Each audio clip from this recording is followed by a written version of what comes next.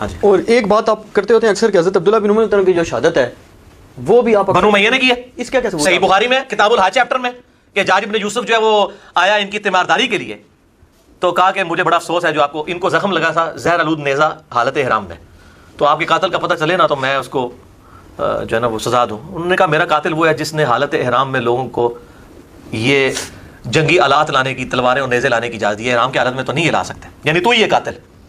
لیکن سامنے کون بات کر سکتا ہے؟ یہ کس کو کہا انہوں نے؟ حجاج بن یوسف کو.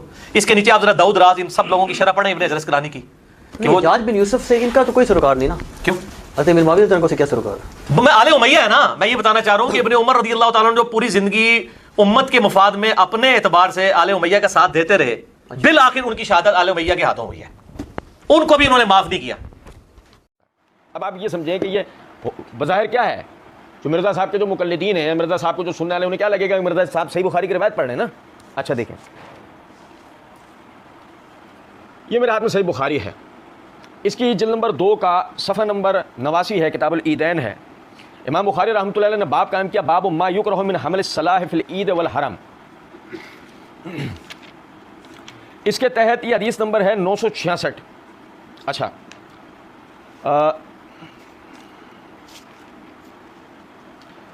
یہ 966 حدیث نمبر ہے. سعید بن جبیر رحمۃ اللہ علیہ نے بیان کیا، انہوں نے کہا کہ میں عبداللہ بن عمر رضی اللہ تعالیٰ عنہ کے ساتھ تھا جب نیزے کی دھار والا حصہ، نیزے کی انی کہا جاتا ہے اردو میں، نیزے کی انی آپ کے تلوے میں چبھ گئی. بھائی دیکھو، بھائی توجہ کرنا. سعید بن جبیر وہ کہتے ہیں کہ میں ابن عمر رضی اللہ تعالیٰ عنہ کے ساتھ تھا جب نیزے کی انی آپ کے تلوے میں چبھ گئی، جس کی وجہ سے آپ کا پاؤں رکاب سے چپک گیا. رکاب جس پہ پیر رکھ کر گھوڑے پر انسان سوار ہوتا ہے، سواری پہ سوار ہوتا ہے، اس کو رکاب کہتے ہیں. خون بہنے کی وجہ سے رکاب سے آپ کا پیر چپک گیا. تب میں نے اتر کر اسے نکالا. یہ واقعہ منی میں پیش آیا تھا، یہ واقعہ منی میں پیش آیا. جب حجاج کو معلوم ہوا، جو اس زمانے میں ابن زبیر رضی اللہ تعالیٰ عنہ کی شہادت کے بعد حجاز کا امیر تھا، تو وہ آپ کی بیمار پرسی کے لیے آیا، آپ کی عیادت کے لیے آیا. حجاج نے کہا کاش ہمیں معلوم ہو جاتا کہ کس نے آپ کو زخمی کیا ہے. بھائی سنیں توجہ سے، میں عربی عبارت پڑھ کے آپ کو سناؤں گا. لو نعلم من اصابک، اگر ہم جانتے ہوتے کہ کس نے آپ کو زخمی کیا ہے. یہ تو تھے وہ الفاظ جو صحیح بخاری کی روایت میں. مرزا جی نے یہاں ان الفاظ کو اس طرح بتایا ہے تو آپ کے قاتل کا پتہ چلے نا تو میں اس کو جو ہے نا وہ سزا دوں. تو آپ کے قاتل کا پتہ چلے نا تو اس کو میں جو ہے نا سزا دوں.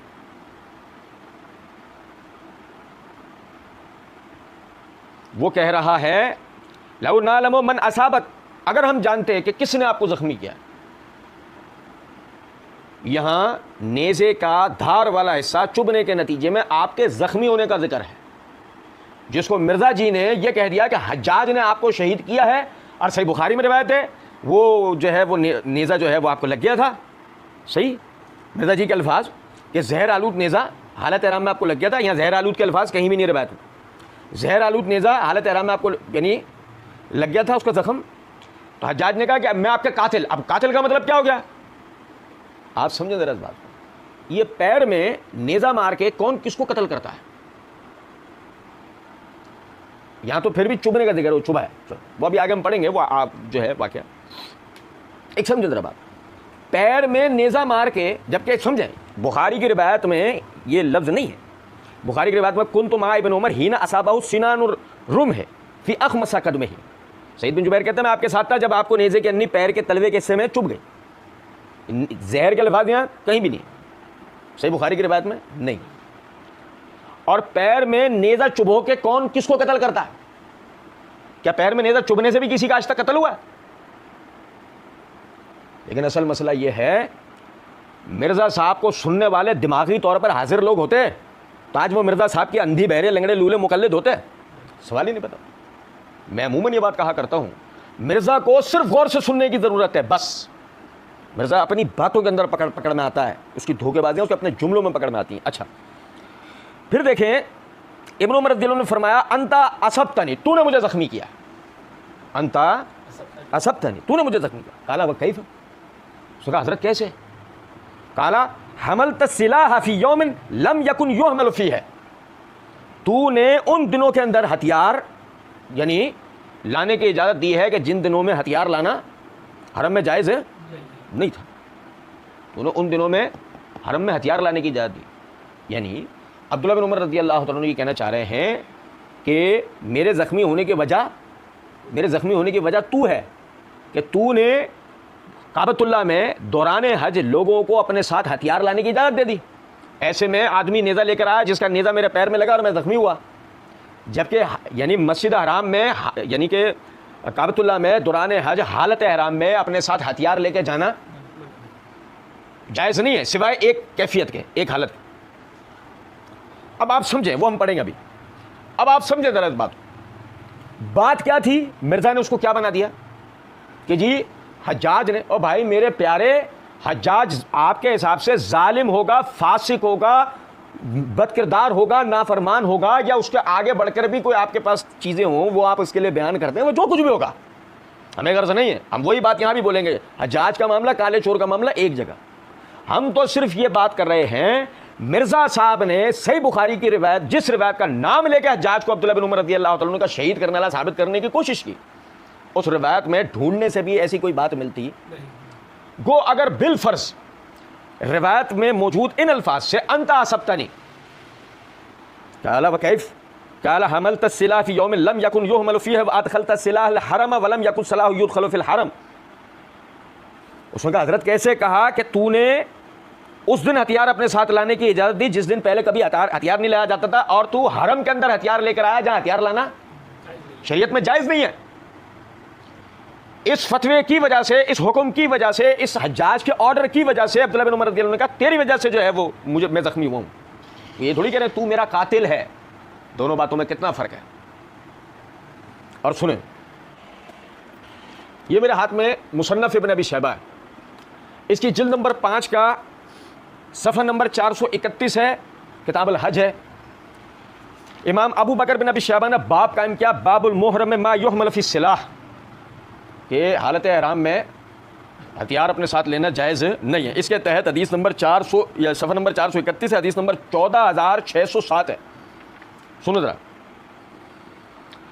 وہ عطیہ کہتے ہیں سالت مولا علی ابن عمر ان موت ابن عمر, سوال کیا گیا ابن عمر رضی اللہ عنہ کے آزاد کردہ غلام سے ابن عمر رضی اللہ عنہ کی وفات کا سبب. قال اصابہ رجل من اہل شام میں بوز, اہل شام کے ایک آدمی کے نیزے سے آپ کو زخم آیا. فدخل علیہ الحجاج یعودہ, حجاج آپ کے پاس آیا آپ کی تیمارداری کے لیے. فقال لو عالم من اصابک لفعلت وفعلت, ہمیں پتہ لگ جائے کہ کس نے آپ کو زخمی کیا تو ہم اس کے ساتھ ایسا اور ایسا کریں گے. قال انت اصبتنی, عبداللہ بن عمر رضی اللہ عنہ نے کہا تو نے ایسا کیا ہے, تو نے مجھے زخمی کیا. ادخلت سلاح الحرم, تو لے کر آیا ہتھیاروں کو حرم کے اندر. تو یار سمجھیں, مرزا جی باقاعدہ, یعنی مرزا جی نے کہا نا حجاج نے جو ہے نعوذ باللہ قتل کرا, جبکہ یہاں الفاظ ہیں اصاب الرجل من اہل شام, اہل شام کے ایک آدمی کا نیزہ وہ آپ کو لگا. مصنف ابن ابی شیبہ میں وضاحت بھی ہے کہ وہ اہل شام میں سے ایک آدمی تھا.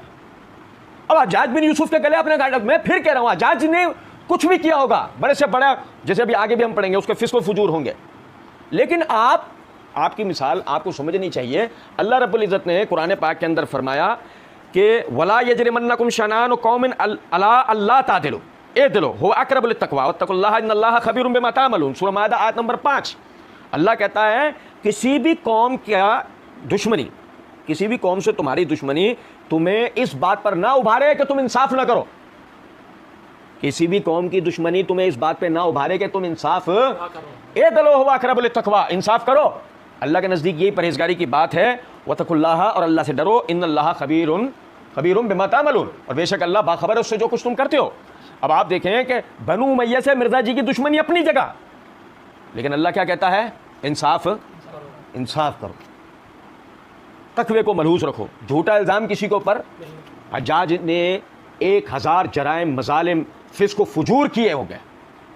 ہم کہہ رہے ہیں یہ جو تم نے حجاج کے اوپر الزام لگایا یہ تمہارا اس کے اوپر بہتان ہے. حجاج نے یہ کام کیا, حجاج نے یہ کام نہیں کیا, یہ اہل شام کے ایک آدمی سے یہ کام ہوا ہے, اور وہ بھی دانستہ ثابت نہیں ہے کہ اس نے دانستہ کیا ہو. اچھا پھر اس کے بعد دیکھیے گا علی الحسن نقوی صاحب کو بھی جو نا وہ یقین نہیں آ رہا تھا. تو علی الحسن نقوی صاحب نے مرزا جی سے کہا یہ کس کو کہا ہے انہوں نے کہ تو ہی میرا قاتل ہے؟ یہ کس کو کہا ہے انہوں نے؟ تو مرزا جی نے کہا حجاج ابن یوسف کو. اس کے نیچے آپ داؤد راز اور ان سب لوگوں کی شرح پڑھیں, ابن حجر اسقلانی کی. واہ کمال ہے نا. سنیں ذرا بات. ایک طرف تو کیفیت یہ ہے کہ مرزا جی نے اپنی اس ویڈیو کی ابتدا کے اندر کہا تھا میں اللہ کا فہم بیان کروں گا, اللہ کے محبوب صلی اللہ علیہ وسلم کا فہم بیان کروں گا اور ہمارے سلف کا فہم. مرزا جی نے یہ کہا امام مسلم نے جو اپنی کتاب میں لکھا وہ مسلم کا فہم ہی ہمیں دکھانا ہوگا, اپنے مولویانہ نہیں دکھانا ہوگا فہم یہ کسی اور کا. مرزا جی نے اسی ویڈیو میں اپنی کہا ان کو کہیں ہم نے یہ حدیثیں لکھ دی ہیں, ہمارا کام تو یہی تھا جو شیخ زبیر صاحب نے بھی آپ کو نقوی صاحب کہا تھا کہ علی کا کام تھا کہ حدیثیں لکھ دی ہیں, میں نے فہم تو لکھا ہی نہیں ہے اس کے اوپر, میں نے فہم تو لکھا ہی نہیں ہے. اور مرزا جی جب ادھر حجاج کی روایت پڑھ رہے ہیں تو کیا کر رہے ہیں, وہ داؤد راز کی شرح پڑھ لو, وہ ابن حجر اسقلانی کی شرح پڑھ لو. کیوں اب کیوں پڑھ لو, تم نے تو صرف حدیثیں سنانی ہے نا, کیوں پڑھ لو؟ تمہارا مطلب حدیث سے نہیں نکل پا رہا تو اب کیا کر لو, شروحات پڑھ لو. چلو مرزا جی آپ کے کہنے پہ شروحات پڑھ لیتے ہیں, کیا پریشانی ہے اس میں, وہ بھی پڑھ لیتے ہیں, کوئی مسئلہ. اب دیکھیے گا ذرا بات. مرزا جی نے کہا کیا پڑھنا ہے, ابن حجر اسقلانی وغیرہ کی شرح پڑھ لو. یہ میرے ہاتھ میں فتح الباری ہے ابن حجر اسقلانی کی. مرزا صاحب نے ہمیں کہا یہ کر لو, ہم نے وہ کر لیا. یہ فتح الباری ہے, اس کی جلد نمبر 3 کا صفحہ نمبر 394 ہے, کتاب العیدین ہے. یہی باب ہے, باب ما یکرہ من حمل السلاح فی العید والحرم. اس کے تحت یہ حدیث نمبر 966 جس کے اوپر ہماری بات چل رہی ہے. اور حافظ ابن حجر رحمۃ اللہ علیہ اس کے اوپر جو انہوں نے ابتدائی بات کی ہے, ذرا اس کو سنیے گا. وہ کہتے ہیں ہذہ ترجمہ تخالف فی الظاہر الترجمۃ المتقدمہ وہی باب الحراب والدرک یوم العید. یہ دیکھیے گا, امام بخاری رحمۃ اللہ علیہ نے کتاب العیدین کے اندر جو دوسرا باب قائم کیا وہ یہ ہے باب الحراب والدرک یوم العید. عید کے دنوں میں برچھیوں اور ڈھالوں سے کھیلنا. عید کے دنوں میں برچھیوں اور ڈھالوں سے کھیلنا. سنو ذرا بات. اب دیکھیں یہ مسجد نبوی میں حبشے کے کچھ لوگ, حدیث نمبر 950 پڑھ رہا ہوں, حبشے سے کچھ لوگ ڈھالوں اور برچھیوں سے کھیل رہے تھے. ٹھیک, نبی اکرم صلی اللہ علیہ وسلم نے حضرت عائشہ سے کہا کیا تم یہ کھیل دیکھنا چاہو گی؟ میں نے کہا جی ہاں. پھر آپ صلی اللہ علیہ وسلم نے مجھے اپنے پیچھے کھڑا کر لیا اور آپ نے فرمایا دیکھو, اور ان سے یعنی کہ حبشیوں سے کہا کھیلو کھیلو اے بنی ارفدا کھیلو. پھر جب میں تھک گئی تو آپ صلی اللہ علیہ وسلم نے فرمایا بس. میں نے کہا جی ہاں. آپ صلی اللہ علیہ وسلم نے فرمایا اب تم جاؤ. ہتھیار سے کھیل رہے ہیں, مسجد میں کھیل رہے ہیں. مسجد حرم نہیں, مسجد حرم کعبۃ اللہ نہیں, مسجد حرم مدینہ منورہ مسجد نبوی. کہاں کھیل رہے ہیں؟ مسجد نبوی. حرم بیت اللہ نہیں, حرم مسجد نبوی. بھائی دونوں حرمین ہیں نا, یہ بھی حرم ہے وہ بھی حرم ہے. وہ کھیل رہے ہیں یہاں. کھیل کس سے رہے؟ ہتھیار سے. جگہ کیا ہے؟ مسجد حرم. اور سمجھے ہو؟ اب سنو ذرا بات کو. حافظ ابن حجر رحمۃ اللہ علیہ کہتے ہیں ہذہ ترجمہ تخالف فی الظاہر الترجمۃ المتقدمہ وہی باب الحراب والدرک یوم العید. یہ جو ترجمہ ہے کہ حرم کے اندر ہتھیار لے کے آنا حالت احرام میں جائز نہیں ہے. کہتے ہیں یہ جو باب ہے یہ وہ پیچھے جو باب گزرا کہ عید کے دن برچھیوں ڈالوں سے کھیلنا, یہ اس باب کے بظاہر خلاف نظر آتا ہے. لأن تلک الدائرۃ بین الاباحۃ والندب علی ما دل علیہ حدیثھا. یہ اس لیے کہ وہ جو ہے وہ جواز اور اباحت کی حد تک کی بات ہے, اس میں موجود حدیث کی سے جو کہ استدلال ہوتا ہے. وہ ہی اور یہ جو ہے کہ ہم حالت احرام میں ہتھیار حرم میں لے کے نہیں آنا, وہ ہی دائرۃ بین الکراہۃ والتحریم لقول ابن عمر فی یوم لا یحل فی حمل السلاح. کہ یہ اس دائرے میں آتا ہے کہ کراہت اور حرمت کے, کہ ابن عمر رضی اللہ عنہ نے کہا کہ یہ اس دن میں تو نے کروایا کہ جس دن میں حرم کے اندر ہتھیار لے کر آنا جائز نہیں. وہ کہتے ہیں وَيَجْمَعُ بَيْنَهُمَا بِحَمَلِ الْحَالَةِ الْأُولَىٰ عَلَىٰ وُقُوعِهَا مِنْ حَمَلِهَا بِالضَّرْبَةِ وَأَحَطُّ مِنْهُ السَّلَامَ مِنْ إِيذَاءِ أَحَدٍ مِنَ النَّاسِ بِهَا. اچھا وہ کہتے ہیں کہ ان دونوں کے درمیان جمع ممکن ہے. اور وہ کہتے ہیں کہ پہلی حالت اس بات کی طرف دلیل بنتی ہے کہ اگر آپ کے لائے گئے ہتھیاروں سے لوگوں کو کسی قسم کا کوئی نقصان نہ ہو سکتا ہو اور اس کے پیچھے کوئی شرعی وجہ ہو تو کوئی حرج نہیں ہے. وحمل الحالة الثانية على وقوعها ممن حمل بطرا وأشرا أو لم يتحفظ حال حملها وتجریدها من اصابتها أحد من الناس. اور جو دوسری والی حالت ہے کہ جس میں یہ حدیث آئی کہ ابن عمر رضی اللہ عنہ نے کہا اس کے اندر منع ہے اس چیز کا کہ آپ کے ہتھیاروں سے کسی بھی قسم کا لوگوں کو کوئی زخم پہنچ سکتا ہو, کوئی نقصان ہو سکتا ہو, کوئی شر انگیزی والی بات ہو سکتی ہو, تو اس صورت کے اندر یہ جائز.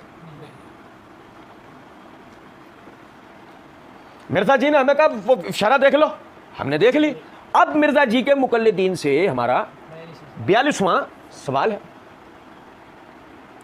اگر کسی دشمن کا خوف ہو کہ وہ کعبۃ اللہ پہ حملہ کر دیں گے, اس صورت کے اندر کیا ہم ہتھیار لے کے اندر جا سکتے ہیں یا نہیں؟ یہ حالت جنگ کی کیفیت ہو. اپنی رائے سے جواب نہیں دینا ہے, جواب دینا ہے قرآن اور حدیث کی روح سے. ٹھیک. اور دیکھیں جنگ کے حالات حج کے ایام میں بھی تو ہو سکتے ہیں نا. اچھا, پھر ہمیں پس منظر نہیں بھولنا چاہیے کہ روایت میں الفاظ ہیں. صحیح بخاری کی روایت میں یہ الفاظ ہیں کہ یہ جب کا واقعہ ہے کہ جب یعنی کہ حجاج سیدنا ابن زبیر رضی اللہ عنہ کی شہادت ہو چکی تھی اور امیر بن چکا تھا حجاج. ہم سب اچھی طریقے سے جانتے ہیں کہ باقاعدہ کعبۃ اللہ کے اندر لوگ موجود تھے. ایک فریق یہ تھا, ایک فریق حجاج والے تھے. حجاج والوں نے ان پہ باقاعدہ حملہ کیا تھا, یعنی کہ یہ عبداللہ بن زبیر رضی اللہ عنہ کی بیعت کر چکے تھے. حجاج والے ان سے بیعت لینا چاہتے تھے عبد الملک بن سلیمان کی. ٹھیک ہے, اس سلسلے میں انہوں نے ان پہ حملہ کیا تھا. ان میں سے جن کو حجاج والے شہید کر سکتے تھے انہیں شہید کیا تھا. جو لوگ پہلے ہی وہاں سے بھاگ چکے تھے, عبداللہ بن متی اور اس کے ساتھی, ان کا ان لوگوں کو باقاعدہ خوف تھا حملے کا, حجاج والوں کو, کہ یہ پیچھے سے اپنے ساتھیوں کا بدلہ لینے کے لیے ہم پہ حملہ نہ کریں. یہی وجہ ہے کہ حجاج نے اپنے لوگوں کے ساتھ اور دیگر آنے والوں کو حج کے ایام میں ہتھیار اپنے ساتھ رکھنے کا حکم دیا کہ پیچھے سے اگر حملہ ہو تو ہم اس کی جوابی کارروائی کر سکتے ہیں. میں پھر سے ایک بات دہرا رہا ہوں کہ مسئلہ ہم یہ نہیں کہہ رہے کہ حجاج نے جو کیا وہ صحیح کیا, حجاج نے جو بھی کیا غلط کیا. ہم صرف یہ بات کر رہے ہیں کہ حجاج نے ایسا کیوں کیا اور آپ نے اس کو کیا بنا دیا. عبداللہ بن عمر رضی اللہ تعالیٰ عنہ کو نیزہ لگتا ہے کسی اور کا, آپ ڈالتے ہیں اس کو کس کے اوپر؟ حجاج کے اوپر. حجاج کے دیگر کارنامے جو ہیں جو اس کے لیے یعنی کہ اس کے فسق و فجور یا ظلم کے حوالے سے جو علماء محدثین بیان کرتے ہیں وہ دیگر کارنامے بہت ہیں. اس کے نام سے مرزا جی کو جھوٹ بولنے کی ضرورت نہیں, لیکن وہ مرزا صاحب ہی کیا جو دھوکے بازی نہ کرے, جھوٹ نہ بولے. علی الحسن نقوی نے کہا یہ حجاج ابن یوسف سے تو ان کا تو کوئی ایسا ریکارڈ نہیں ہے نا. مرزا جی کیوں؟ علی الحسن نقوی نے کہا حجاج بن یوسف سے تو ان کو کوئی سروکار نہیں نا, حضرت معاویہ سے کیا سروکار ہے؟ مرزا جی نے کہا وہ آل امیہ ہے نا, وہ آل امیہ ہے نا. میں یہ بتانا چاہ رہا ہوں کہ ابن عمر رضی اللہ تعالیٰ عنہ جو پوری زندگی امت کے مفاد میں اپنے اعتبار سے آل امیہ کا ساتھ دیتے رہے, بالآخر ان کی شہادت آل امیہ کے ہاتھوں ہوئی ہے, ان کو بھی انہوں نے معاف نہیں کیا. ٹھیک ہے جی. اچھا, اب دیکھیں ذرا اس بات کو سمجھیں. کیا بھائی آل امیہ بغض آل امیہ میں چل کیا رہا ہے؟ یہ جو حجاج بن یوسف آل امیہ ہے نا, جان میں اس لیے مرزا جی کہنا چاہ رہے ہیں میں جان اس لیے لگا رہا ہوں, میں رسیوں کے سانپ اس لیے دکھا رہا ہوں کہ مجھے کسی بھی طرح آل امیہ پہ ایک اور الزام لگانا ہے. میں کسی بھی طرح ان کے کھاتے ایک اور کیچڑ اچھالوں. آل امیہ ہے نا. میں یہ بتانا چاہ رہا ہوں کہ ابن عمر رضی اللہ عنہ جو پوری زندگی امت کے مفاد میں اپنے اعتبار سے آل امیہ کا ساتھ دیتے رہے, میں کہہ رہا ہوں کالا جھوٹ ہے یہ کہ ابن عمر آل امیہ کا ساتھ دیتے رہے. نہیں, عبداللہ بن عمر رضی اللہ تعالیٰ عنہ نے آل امیہ کا ساتھ نہیں دیا. آپ میں کوئی قومی حمیت یا تعصب نہیں تھا. عبداللہ بن عمر رضی اللہ تعالیٰ عنہ نے نبی صلی اللہ علیہ وسلم کی صحیح مسلم کے اندر موجود اس حدیث کی روشنی میں, جو پچھلے بھی کئی جگہ مرزا جی کو جواب دینے کے دوران ہم اس حدیث کو پڑھ چکے ہیں, کہ نبی صلی اللہ علیہ وسلم نے فرمایا تم نے اپنے امیر کی, اپنے خلیفہ کی, اپنے حاکم کی فرما برداری ہر حالت کے اندر کرنی ہے, خوشی میں غمی میں, اپنے حتیٰ کہ اپنے اوپر ترجیح دیے جانے پر کہ وہ تم پر دوسروں کو ترجیح دے رہا ہو, جب بھی اس کی فرما برداری کرنی ہے. اس کے خلاف کسی بھی قسم کے غداری, کسی بھی قسم کا فتنہ, جنگ برپا نہیں کرنی جب تک تم اس میں کھلم کھلا کفر نہ دیکھ لو. آپ میری بات سمجھ رہے ہیں؟ تو عبداللہ بن عمر رضی اللہ تعالیٰ نے کوئی آل امیہ کا ساتھ نہیں دیا نعوذ باللہ کہ کسی قوم کا ساتھ دے رہے ہو. آپ نے اپنے اوپر آنے والے حکمرانوں کی اطاعت و فرما برداری کی, اب چاہے وہ اموی ہو, چاہے وہ اموی ہو. سمجھے بات کیوں نہیں؟ اچھا جی, پھر کہتے ہیں کہ بالآخر ان کی شہادت آل امیہ کے ہاتھوں ہوئی ہے. مرزا جی لوہے کے چنے چبانے پڑیں گے.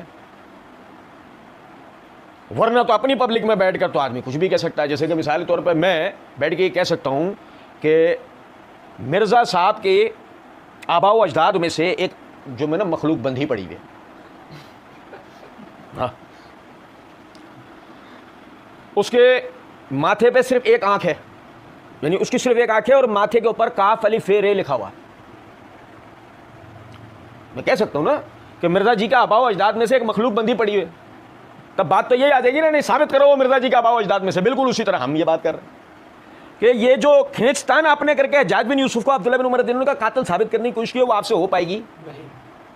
بے وجہ کی محنت ہے. میں نے شروع میں عرض کر دیا تھا کہ دیگر جو اس کے سیاہ کارنامے ہیں جن کے اوپر محدثین نے اس کے اوپر حکم لگایا ہے, بس انہی کا ذکر کر کے اپنے دامن صاف کر لیتے. آپ کو کیا ضرورت تھی کہ آپ عبداللہ بن عمر رضی اللہ عنہ کے گلے لگتے ہیں؟ ہاں, ایک مسئلہ ہے. مسئلہ یہ ہے کہ آپ نے عبداللہ بن عمر رضی اللہ تعالیٰ عنہ کے حوالے سے یہ بات اصل میں اس لیے کرنی تھی کہ اس سے پہلے یہ بات ہو چکی تھی, یہ سوال ہو چکا تھا مرزا صاحب سے. علی الحسن نقوی صاحب نے سوال کیا تھا. اچھا, ایک اعتراض کیا جاتا ہے کہ جب صحابہ کرام رضی اللہ تعالیٰ عنہ نے یزید کی بیعت کر لی تھی, مثلا حضرت عبداللہ بن عمر رضی اللہ تعالیٰ عنہ بھی ہیں اور باقی لوگوں کے بھی بعض نام لیتے ہیں, تو وہ کہتے ہیں کہ آپ کو اس میں اعتراض کیا ہے؟ مطلب ہے کہ وہ یزید کی بیعت عبداللہ بن عمر رضی اللہ عنہ نے کر لی نا, اب بیچارے غریب کو انہی کے لوگوں کے ہاتھوں شہید کروانا ہے مرزا جی کو کسی بھی طرح, تاکہ یہ ثابت کر سکیں کہ عبداللہ بن عمر رضی اللہ عنہ غلط تھے اور میں وہ غار کے اندر جو جہلم کی غار کے اندر جو میں بیٹھا ہوا ہوں, میں ہر طریقے سے صحیح ہوں.